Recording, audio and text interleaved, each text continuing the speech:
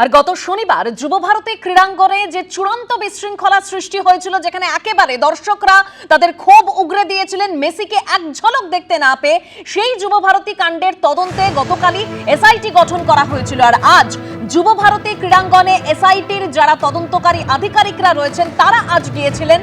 IPS Piyush Pandey, Javed Shamim, Supratim সরকার, মুরলীধর তারা আজকে যুবভারতী ক্রীড়াঙ্গনে দিয়ে গিয়েছিলেন। ঘটনাস্থল তারা পরিদর্শন করেছেন এবং ঠিক কি পরিস্থিতি যুবভারতী ক্রীড়াঙ্গনে সেটা তারা খতিয়ে দেখেছেন।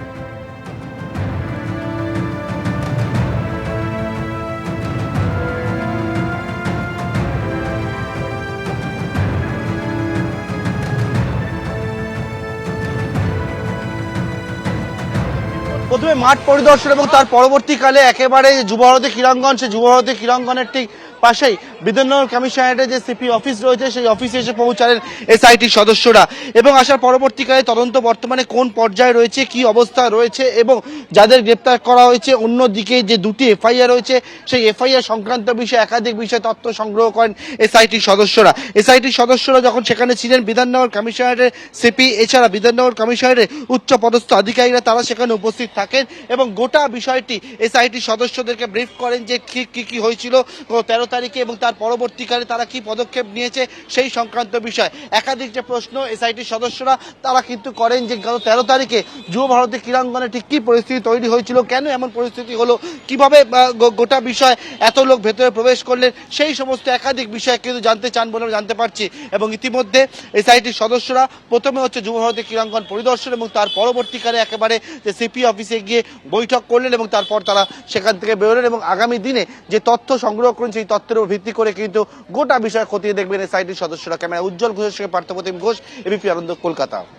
আর এই এসআইটি গঠন করার আগেই যুবভারতের ঘটনায় মমতা বন্দ্যোপাধ্যায় তিনি একটি তদন্ত কমিটি গড়ে দিয়েছিলেন, যেখানে নেতৃত্বে ছিলেন অবসরপ্রাপ্ত বিচারপতি। আর সেই তদন্ত কমিটির রিপোর্ট অনুযায়ী যুবভারতী কাণ্ডে ডিজিপি রাজীব কুমারকে শোকজ করা হয়, বিধাননগরের সিপিকেও শোকজ করা হয়, রাজ্য পুলিশের ডিজি রাজীব কুমারকে শোকজ আজকের মধ্যেই জবাব তলব করা হয়েছে। এমনকি বিধাননগরের সিপি মুকেশ কুমারের কাছ থেকেও আজকের মধ্যে জবাব তলব করা হয়েছে।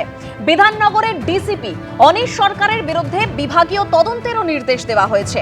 দায়িত্বে গাফিলতির অভিযোগে অনিশ সরকারের বিরুদ্ধে বিভাগীয় তদন্ত, আর সেই তদন্ত শেষ না হওয়া পর্যন্ত ডিসিপি অনিশ সরকার সাসপেন্ড। ক্রীড়া দপ্তরের প্রধান সচিব রাজেশ কুমার সিনহাকেও শোকজ করা হয়েছে। যুবভারতের দায়িত্ব থেকে সরানো হয়েছে অবসরপ্রাপ্ত আমলা দেবকুমার নন্দনকে। যুবভারতী ক্রীড়াঙ্গনের সিইও দেবকুমার নন্দন, তাকে তার দায়িত্ব থেকে সরিয়ে দেওয়া হয়েছে।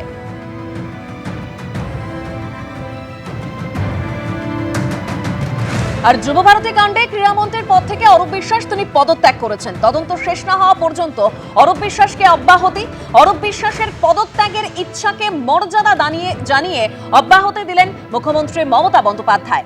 আর এই তদন্ত চলাকালীন মুখ্যমন্ত্রী নিজের হাতেই রাখবেন ক্রীড়া দপ্তর। তার ইস্তফা গ্রহণ করেছেন মুখ্যমন্ত্রী।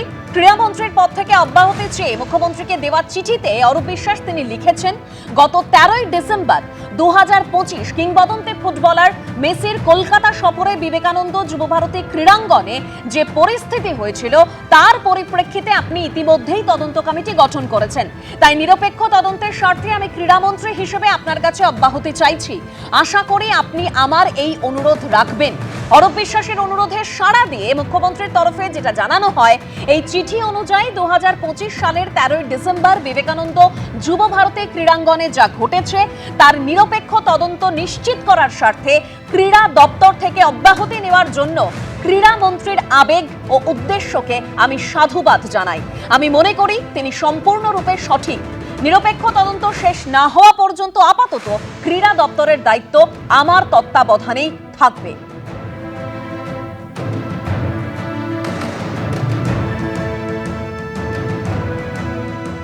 আমাদের ক্রীড়ামন্ত্রী আবেগতাড়িত বাংলায় একটি পদত্যাগ পত্র দিয়ে দিয়েছেন। তিনি শাক দিয়ে মাছ ঢাকতে চাইছেন, সেটা যদি ঢেকেও ফেলতে পারেন কিন্তু শাকটাকে ঢাকতে পারবেন না। কাদের গ্রেপ্তার করা হচ্ছে? একজন অর্গানাইজারকে। আজকে যাদের গ্রেপ্তার করা হয়েছে, যে বাচ্চা বাচ্চা ছেলেগুলোকে গ্রেপ্তার করা হলো, যারা টাকা দিয়ে টিকিট কিনেছে, মানে তারা যোগ্য, তারা সরকারি চাকরি করে, মাল্টিন্যাশনাল কোম্পানিতে চাকরি করেন, উচ্চশিক্ষিত ছেলে, তাদের গ্রেপ্তার করা হয়েছে, 7 দিনের জেসি হয়েছে তাদের। আর যারাই প্রাতিষ্ঠানিক লুট করলো তারা কোথায়? আর যুবভারতী কাণ্ডের পাল্টা মহাকুম্ভের ভিড়ে পদপিষ্ট হয়ে মৃত্যুর ঘটনা তুলে বিজেপিকে আক্রমণ অভিষেক বন্দ্যোপাধ্যায়ের। মন্ত্রী থেকে পুলিশের শীর্ষ কর্তা সবার বিরুদ্ধে পদক্ষেপ করা হয়েছে। কি বলেছেন অভিষেক বন্দ্যোপাধ্যায়, শোনাবো।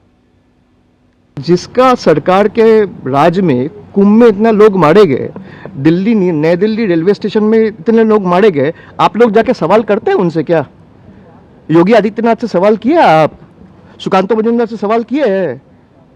न्यू दिल्ली रेलवे स्टेशन में जब स्टैम्पीड में इतने लोग मारे गए थे, आप लोग जाके बीजेपी का कोई भी नेता से, मंत्री से सवाल पूछते हैं?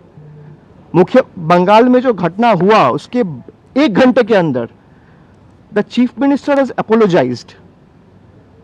भाई झुकता वही है जिसमें जान है, अकड़ तो मुर्दों की पहचान है।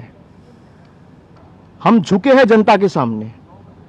जिसके ऊपर आरोप है उस पुलिस ऑफिसर से लेके स्टेडियम का जो मैनेजमेंट का टॉप पोजीशन में है, उससे लेके मिनिस्टर से लेके सबके खिलाफ एक्शन लिया जा रहा है। एबीपी आनंद एगिए थाके एगिए राखे।